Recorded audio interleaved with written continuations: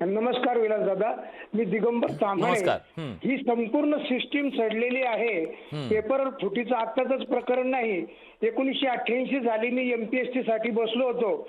तेव्हा मला घरपोच 12,000 आणि पेपर येणार होता आणि माझ्याबरोबर जो मी तो काय घेतला नाही. मला ते नकोही होतं, तसं मला पासही व्हायचं नव्हतं. माझ्याबरोबर जो मुलगा आज शेवटच्या क्षणाला तो अगदी ACP म्हणून निवृत्त झाला, त्यांनी तो पेपर विकत घेतला होता. त्यामुळे ही आजची गोष्ट नाही, ही परंपरानुसार चालूच आहे. नाशिकमध्ये त्यावेळेस एक क्लास होता.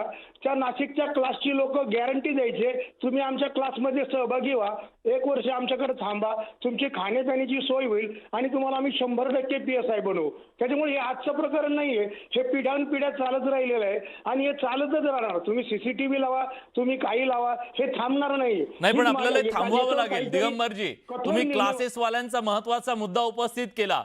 ह्या क्लासेस मधली जी सगळी अतिरेकी स्पर्धा आहे आणि पैशांचं जे सगळ्यात मोठं याच्यामध्ये बाजारीकरण आलेलं आहे, ते सुद्धा या सगळ्याला जबाबदार आहे का, याबद्दल आपण चर्चा करणार आहोत रात्री बडे मुद्देमध्ये. याच मुद्द्यावरती आपल्याला बोलायचं आहे सगळं.